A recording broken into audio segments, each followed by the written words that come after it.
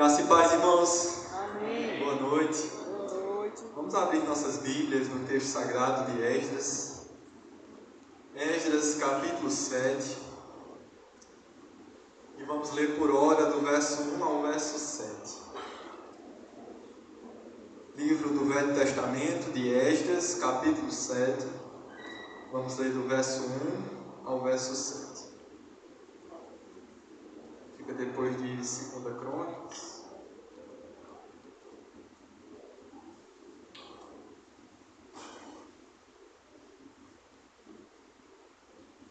Amém? Podemos ler? Diz assim a palavra de Deus. Depois dessas coisas, durante o reinado de Artaxerxes, rei da Pérsia, vivia um homem chamado Esdras. Era filho de Seraías, filho de Azarias, filho de Ilquias, filho de Salum, filho de Zadok, filho de Aitube, filho de Amarias, filho de Azarias, filho de Meraiote, filho de Zeraías, filho de Uzi, filho de Buque, filho de Abizua, filho de Finéias, filho de Eleazar, filho do sumo sacerdote Arão. Este Esdras veio da Babilônia. Era um escriba que conhecia muito a lei de Moisés dada pelo Senhor, o Deus de Israel.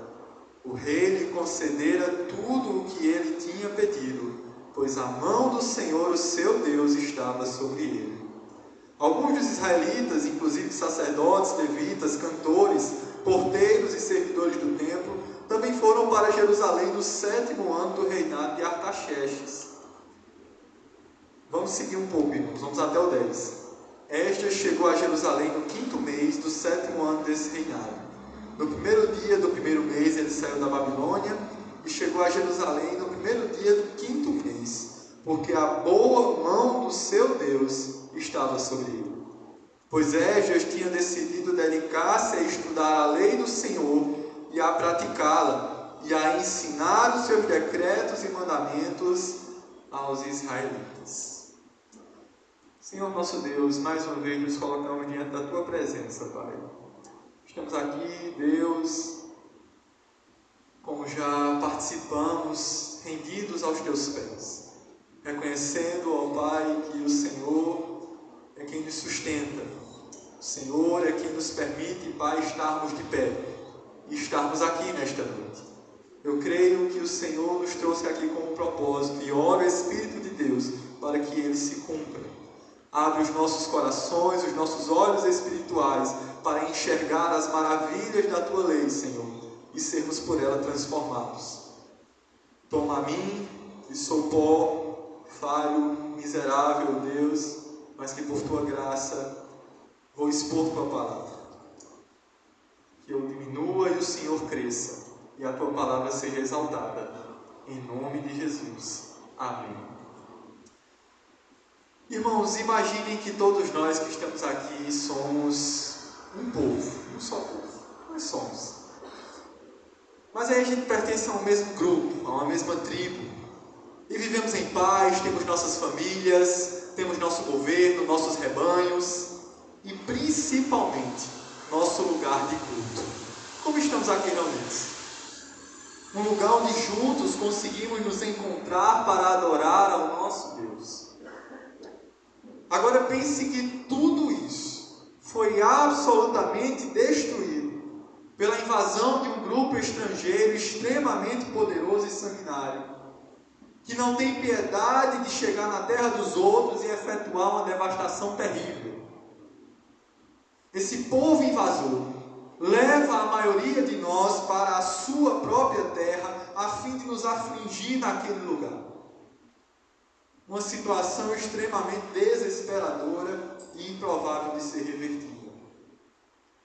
Mas depois de muitos anos nesse tormento, o líder desse povo destruidor, de uma forma totalmente inesperada, decide permitir com que todos nós deixemos nossos postos de trabalho e voltemos para a nossa terra natal.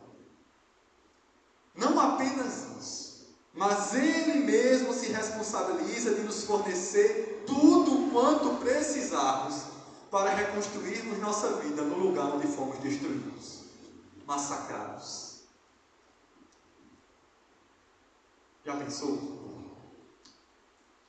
Parece uma cena de filme. mas coisa muito semelhante aconteceu com o povo de Deus na história. E aí a gente precisa voltar um pouco para entender isso.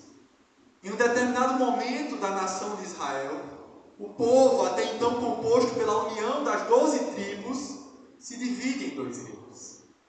E a história é longa, mas nós lembramos que nascia então o reino do norte e o reino do sul. O reino do norte, que ficou sendo chamado de reino de Israel, viveu em constante pecado contra o Senhor. E como consequência da sua rebelião, foi invadido pelo Império Assírio, que devastou completamente aquele lugar. O reino do sul, também conhecido como reino de Judá, para onde vamos olhar hoje, não escapou do mesmo destino. Porque cerca de 100 anos depois, também foi invadido por um outro enorme império, o babilônico. Nabucodonosor, líder da Babilônia, conquista impiedosamente Jerusalém, que era a capital de Judá, reino do sul. Então ele derruba seus muros, ele mata quem quer e leva outros tantos como escravos para a Babilônia. Dentre estes se encontrava o profeta Daniel, seus companheiros e muitos outros que vão em hordas, em ondas para a Babilônia. Além disso, a iniquidade dos israelitas permitiu com que o templo construído por Salomão fosse destruído e saqueado por aquela nação ímpia, invasora. Resultado, o povo agora estava longe da sua terra e longe da adoração a Deus. Mas não foi a Babilônia que destruiu Jerusalém.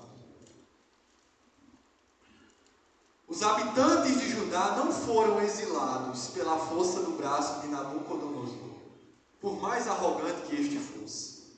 Não. Quem fez tudo isso foi o Senhor. O próprio Deus efetuou essa devastação. E a fala dos profetas, pré, durante e pós-exílios, faz prova disso. Confirma isso, não deixa dúvidas. Em outras palavras, o que Deus fez foi enviar o cativeiro, a escravidão, para, de algum modo, redirecionar o coração dos israelitas de novo para Ele. Uma vez que os falsos ídolos tinham dominado a vida daquelas pessoas. E eu aplico para as nossas vidas, irmãos, dizendo que esse Deus é aquele que pune o pecado e o pecador severamente, pois não tolera o mal diante da sua vista. Ao mesmo tempo, ele é elevado e detém as rédeas da história humana em suas mãos, traçando o rumo do seu povo nesta terra de modo soberano. Preste atenção, o Deus a quem servimos é soberano. E, portanto, tem todas as coisas debaixo do seu controle. Todas elas. E um dos documentos mais valiosos que temos para testificar isso é o livro inspirado por Deus de Esdras. Esdras leva o nome do seu autor, que era um sacerdote do Deus Altíssimo, que viveu durante o reinado do rei persa Artaxerxes. E dos versos 2 ao 5, como lemos, a Bíblia fala sobre a genealogia desse homem, que era formada por um grupo de pessoas que dedicaram suas vidas ao serviço na casa de Deus. Além de sacerdote, o verso 6 afirma que Esdras veio da Babilônia e era um escriba versado na lei de Moisés, dada pelo Senhor, o Deus de Israel. No Antigo Testamento, os escribas, eles podiam ocupar algumas funções importantes, tais como a de oficiais do governo, administradores dos tesouros do templo, emissários da corte e a de responsáveis por algumas funções literárias, como escrever ditados, além, claro, de grandes estudiosos da lei de Moisés. Esdras se encontra, o livro se encontra, ou melhor, a pessoa de Esdras se encontra inserido no contexto dos profetas Ageu, Zacarias e Malaquias. Ou seja, é naquele ambiente dos últimos profetas do Velho Testamento.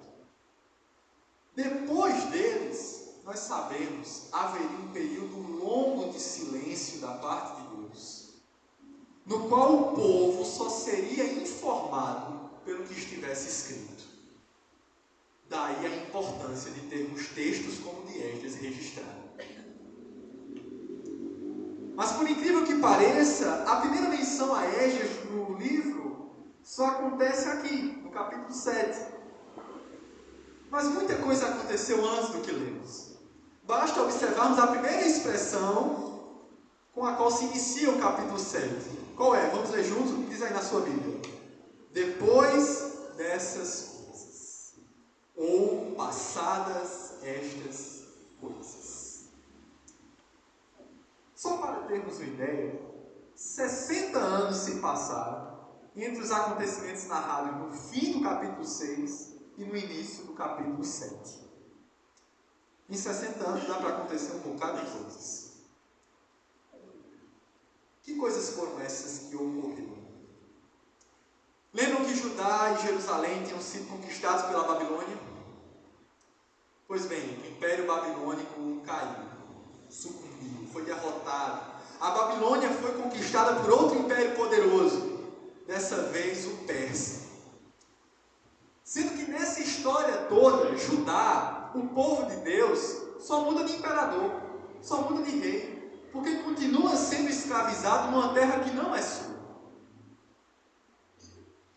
Entretanto, lembremos, há um Deus soberano regindo a história. Vá comigo para o capítulo 1 de Esdras.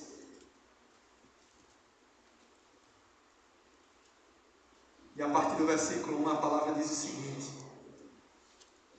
No primeiro ano do reinado de Ciro, rei da Pérsia, a fim de que se cumprisse a palavra do Senhor falada por Jeremias, o Senhor despertou o coração de Ciro, rei da Pérsia, para redigir uma proclamação e divulgá-la em todo o seu reino, nestes termos: Assim diz Ciro, rei da Pérsia: O Senhor, o Deus dos céus, deu-me todos os reinos da terra e designou-me para construir um templo para ele em Jerusalém de Judá.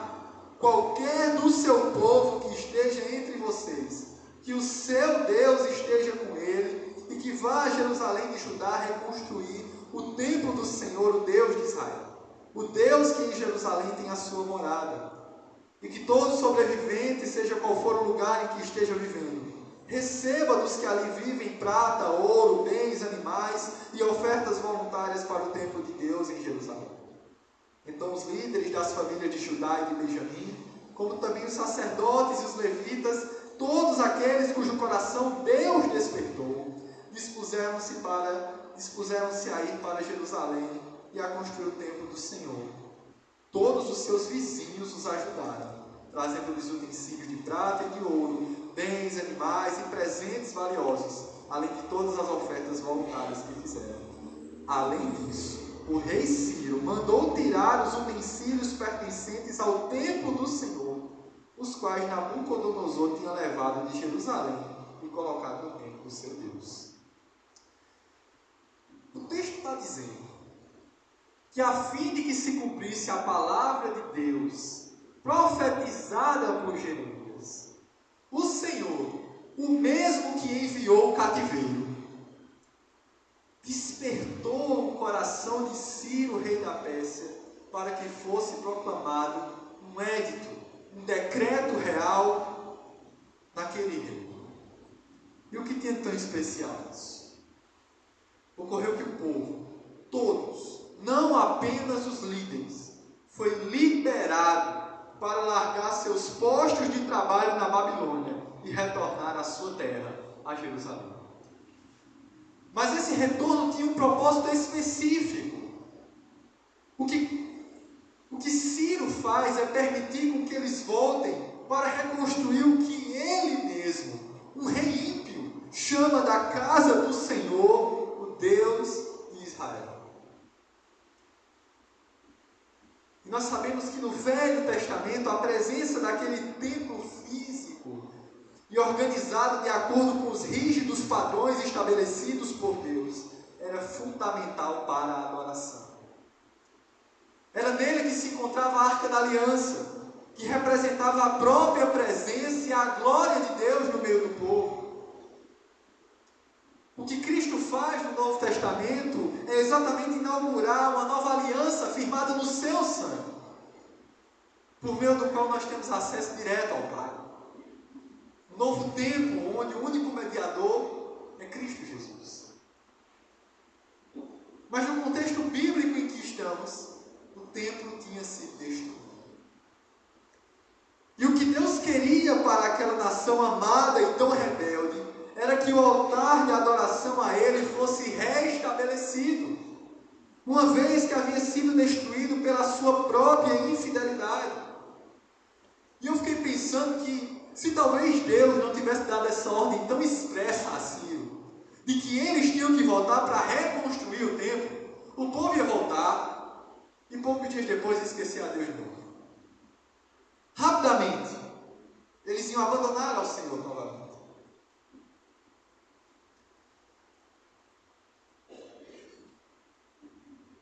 Mas o Senhor não desiste de demonstrar fidelidade ao seu povo em meio à história. Há um Deus soberano que sabe como agir.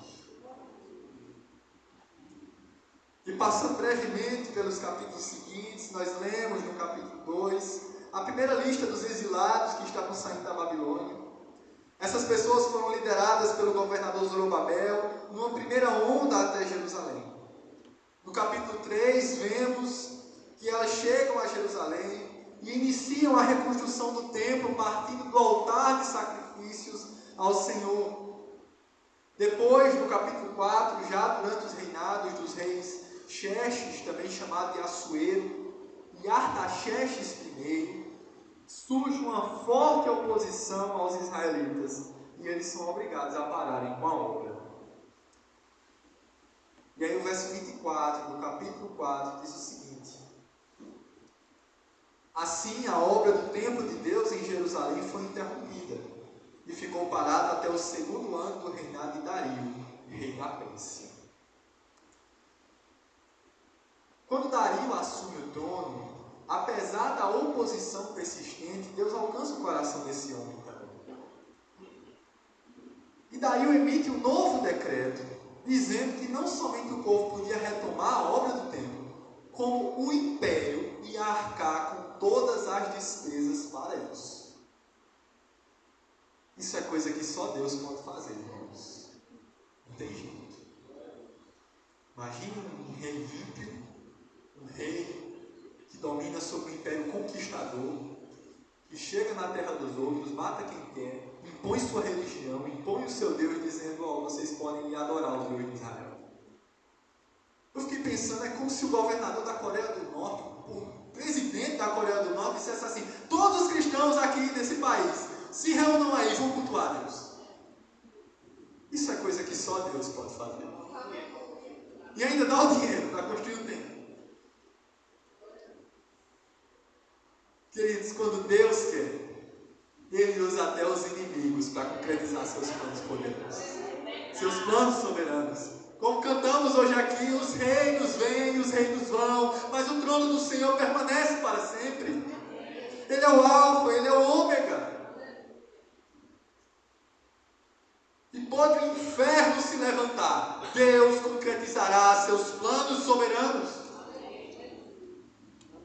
E com isso eu compreendo, irmãos, que o agir soberano de Deus em nossas vidas, por vezes nos conduzindo pelo sofrimento, pela privação, deve nos levar à verdadeira adoração.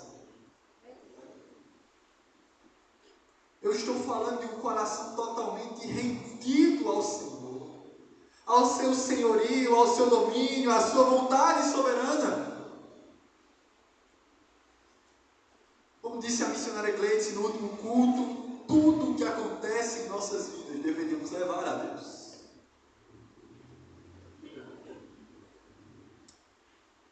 E finalmente no capítulo 7, nós acompanhamos a segunda onda de exilados que saem da Babilônia e vão para Jerusalém. Dessa vez liderada não por Zorobabel, mas pelo sacerdote Esdras. Aqui, depois dessas coisas, como lemos, o templo já havia sido reconstruído, levantado. Depois vai ocorrer uma terceira onda. Essa vai ser liderada pelo governador Neemias. Mas hoje eu queria, depois desse apanhado histórico e breves aplicações, destacar 2 pontos que Deus ministrou ao meu coração nesses versos que lemos a princípio. A primeira coisa é que em sua soberania, Deus intervém em nossa história de modo pessoal. Vá comigo para o verso 6. Capítulo 7, verso 6. Este Esdras veio da Babilônia. Era um escriba que conhecia muito a lei de Moisés, dada pelo Senhor, o Deus de Israel. O rei lhe concedera tudo o que ele tinha pedido. Porque, irmãos, pois a mão do Senhor, o seu Deus, estava sobre ele. É notável no livro de Esdras o modo como Deus quem faz tudo.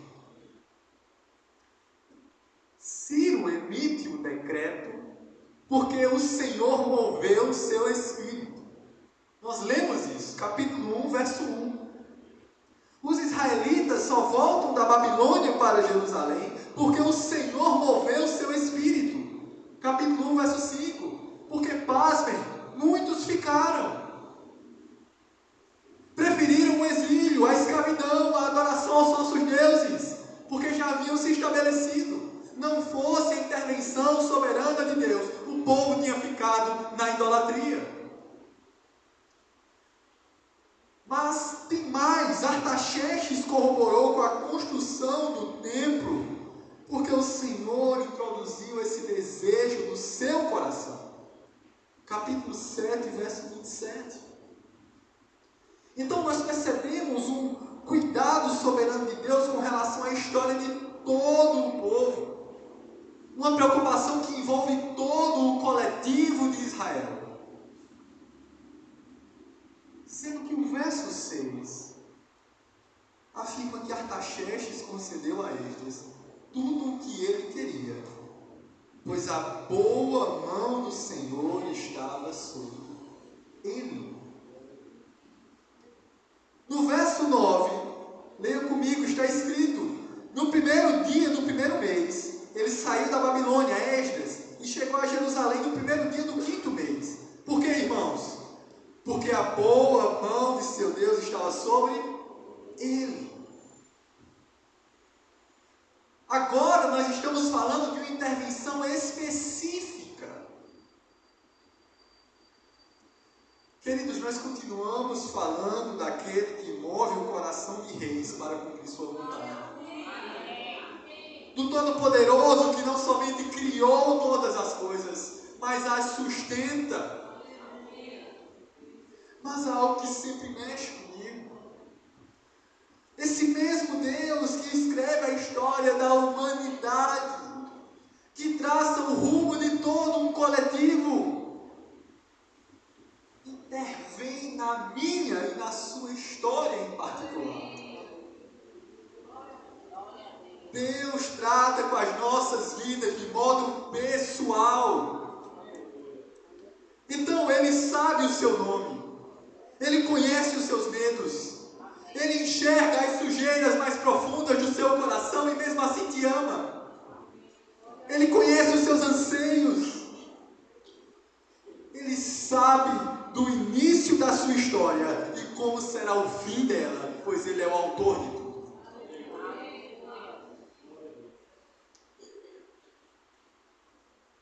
Dessa forma, queridos, depois de compreender essa verdade e lendo esse texto, o que eu realmente desejo é que, tal como ocorreu na vida de Esdras, a boa mão do Senhor esteja sobre as nossas vidas. Perceba que Esdras levantou-se como um paladino dos céus. guerreiro de Deus, um líder destemido para conduzir um povo. Não porque ele era bom, não porque ele era inteligente, não porque ele era culto, mas porque a boa mão do Senhor estava sobre ele. E nós lemos nos capítulos seguintes como esse homem é fundamental para que os israelitas seguissem firmes nos propósitos de adorar somente a Deus. Nós estamos diante de alguém que fez a diferença na vida de milhares de pessoas.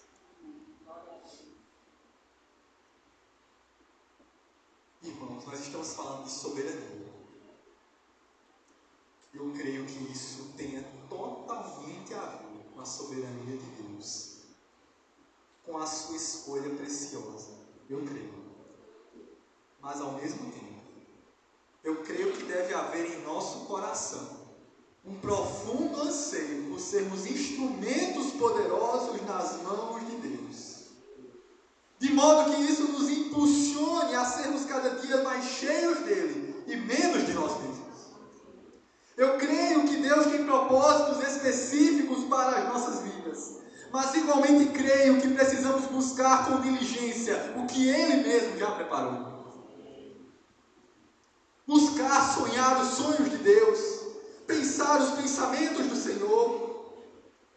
Em resumo, eu creio que Deus intervém em nossa história pessoal, como fez na vida de Esdras, e quer nos moldar e usar mais e melhor para cumprir seus planos soberanos em nossas vidas e através das nossas vidas.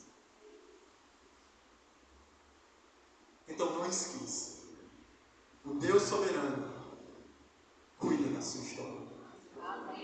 Ele vem na sua vida particular.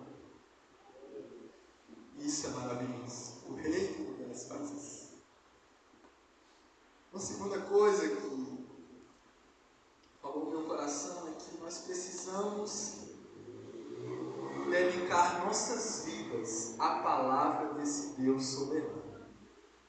Leia comigo a partir do verso 8. A palavra diz o seguinte: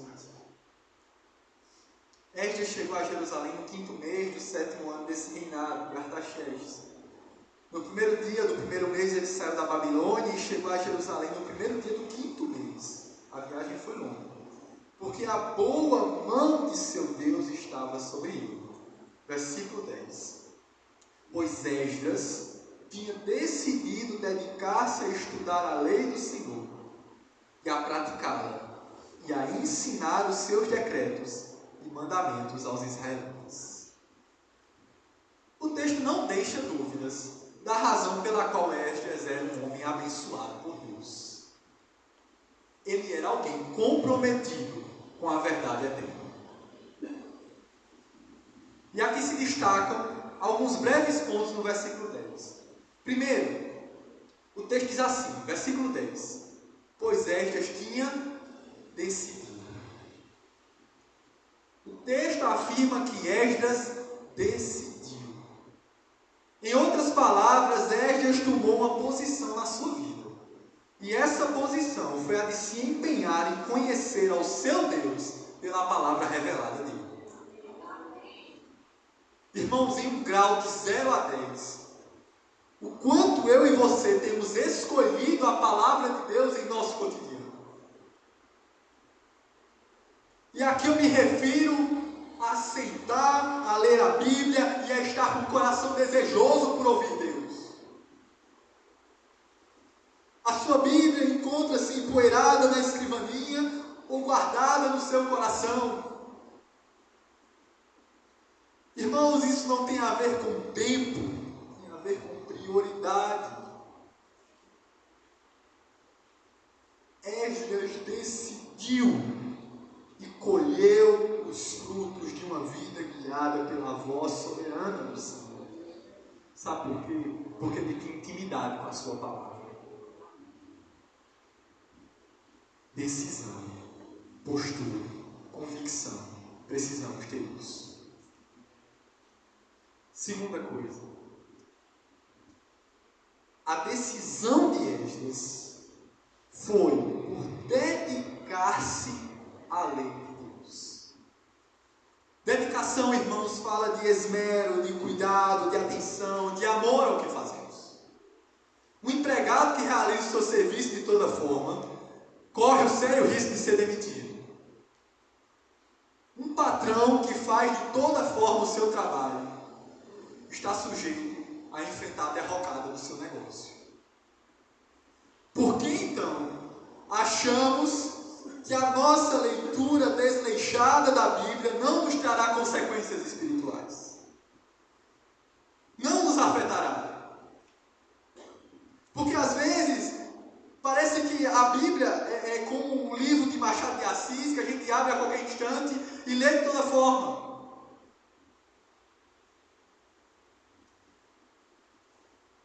Se nós realmente cremos que o próprio Deus é quem está falando conosco aqui, então deveríamos tratar essa mensagem com reverência, com respeito, com dedicação.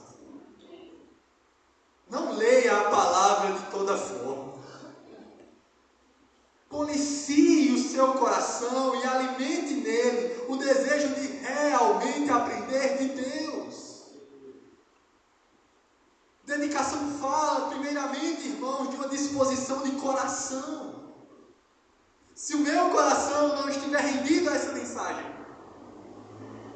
eu posso passar 1, 2, 3 horas lendo, não vai adiantar em nada. Esdras decidiu, mas decidiu se dedicar à lei de Deus. Em terceiro e último lugar, Esdras tomou uma decisão por dedicar-se a conhecer, cumprir e ensinar a lei do Senhor. Eu achei muito interessante a aplicação desses 3 verbos aqui. O verbo conhecer no hebraico é buscar, é estudar. Como escriba que era, doutor na lei, Esdras estudava muito a lei de Deus.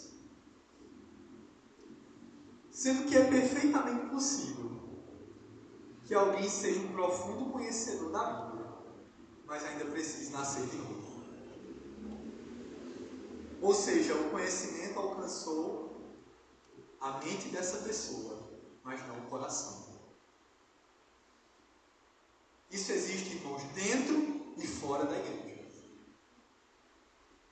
Esdras se mostra alguém que não somente estuda, mas vive o que aprende. Ele se dedicou a cumprir os mandamentos do Senhor. Ele é alguém que estuda e põe em prática. O que nós aprendemos em nosso devocional precisa reverberar onde quer que estejamos. Que a nossa vida, irmãos, seja uma vida bíblica. Uma vida pautada nas Sagradas Escrituras. Que os nossos passos imitem os passos de Cristo. Que transpiremos da palavra de Deus.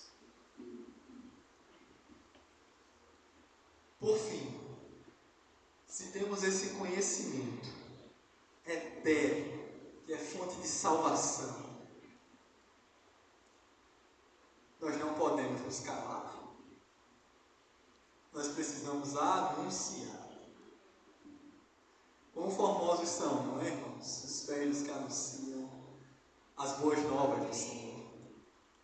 O sacerdote Esdras, ele era dedicado, ele estudava, ele vivia, mas ele ensinava.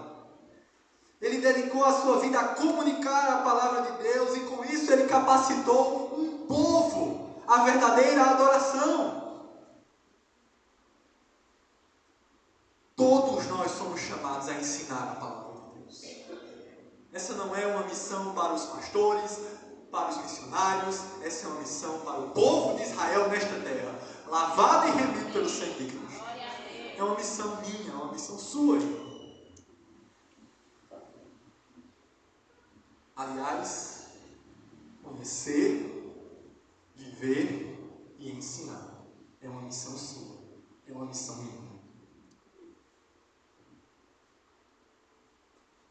O livro de Esdras, e aqui eu concluo, confirma que há um Deus que opera de maneira soberana, por meio de agentes humanos, para concretizar seus propósitos redentores. A nossa meditação de hoje tem o propósito de nos fazer entender que essa soberania deve dobrar nossos corações diante desse Deus, e a Ele somente, em profunda adoração, a destronar nossos ídolos pessoais e voltar nossa fé somente para esse Redentor. Porque todas as vezes que o povo de Deus esqueceu-se de Deus, esqueceu-se do seu Redentor, coisas terríveis aconteceram.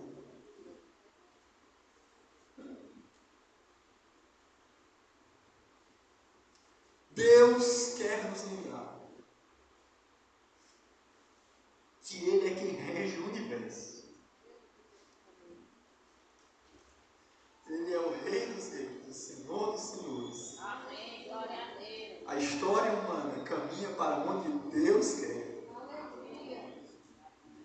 Mas Ele também quer nos lembrar que Ele é quem escreve a sua história em particular. A minha história.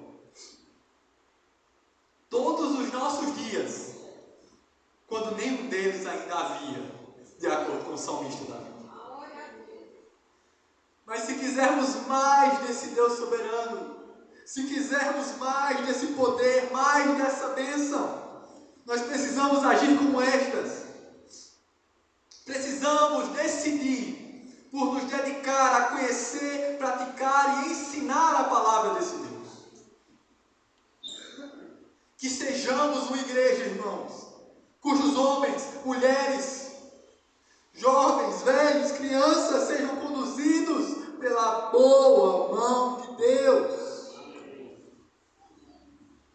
Dessa maneira, nós faremos proezas maiores. Amém. Glória a Deus. Faremos proezas maiores.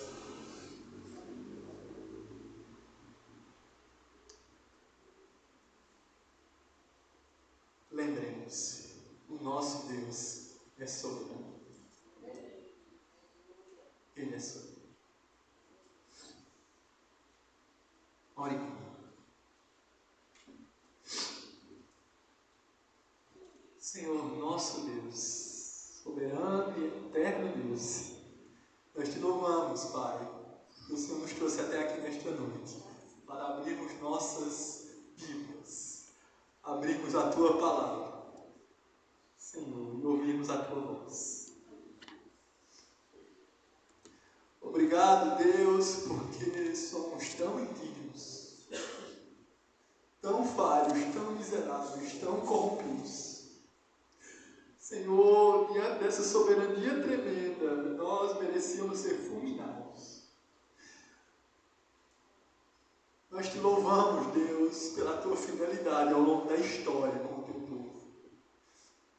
O que nos traz aqui, Senhor, nesta noite, com portas abertas, neste culto, neste templo, para engrandecer o teu nome.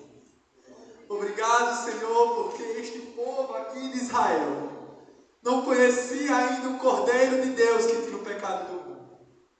Nós conhecemos. Nós temos, Senhor Jesus, nossos corações, nossas almas lavadas pelo sangue carmesim. E compreendemos, Senhor, de maneira ainda mais completa, maravilhosa, essa soberania do Senhor em conduzir a história do seu povo para, Deus, a cruz. E nós estamos aqui, Senhor, pelos vínculos da cruz. Obrigado, Deus, por levantar ao longo da história homens como o sacerdote Esdras, Pai, que nos ensina, Senhor, que uma vida rendida ao Teu altar rende frutos ao Teu reino. E nós conseguimos fazer a diferença, Senhor, nessa sociedade, nesse mundo, Pai, nesta terra, Senhor, manchada pelo pecado, quando decidimos dar atenção à Tua palavra. Quando dobramos nossos joelhos em adoração, em oração, em quebrantamento, Pai. Obrigado, Senhor, Rei do Universo, Rei dos Reis, por escrever a história da humanidade, mas cuidar também da nossa vida diária, por traçar nossos caminhos, Senhor. Sabemos, não estamos sós, não estamos sozinhos, Deus, não caminhamos sem rumo. O Senhor é a nossa direção, o Senhor é o nosso norte, o Senhor é a nossa vida, o Senhor é a nossa porção, o Senhor é a nossa paz, o Senhor é a nossa, Deus, herança. Te louvamos, Deus, porque sabemos que um dia o veremos, Deus, como o Senhor é, e contemplaremos de modo perfeito a tua soberania. Obrigado, Senhor, eu te louvo e te bendigo, Deus, nesta noite. Que os nossos corações diariamente se prostrem diante da grandeza do Senhor. Que todas as vezes que nos reunimos aqui, nesta casa, neste tempo, lembremos, Deus,